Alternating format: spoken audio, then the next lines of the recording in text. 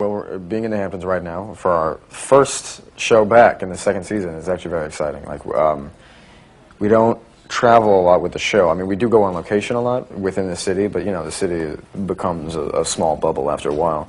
So it's fun to get out here. It's a different vibe. There's like grass and trees, which is a difference from the concrete.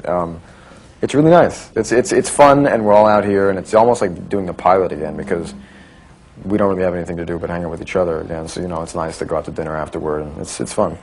Well, being in the Hamptons is especially exciting for the first episode back in our second season because it's like it's a very like posh scene. You know, it's where the wealthy and successful, all the very is like highly esteemed socialites from the city come to, I guess, what, play harder or play softer, really, because in the city it's like you know, you're really playing it up there, and here I guess they like lay on chaise lounges and get tans and wear tight shorts and and you know, that's the kind of vibe here. So it's like it's a fun thing to dabble in now for us too, because I mean, we don't really, you know, our show doesn't really revolve around that particular side of it too much. So you know, we're getting a little bit of a different vibe for the beginning of the second season.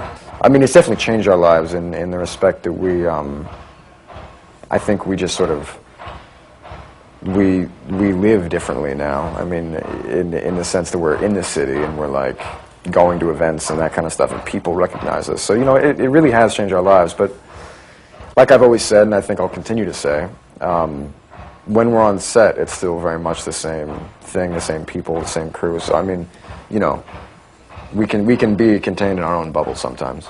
I think what draws people in is the sexiness of the show. Even if they've never seen it, they don't know how sexy it is or how sexy it isn't.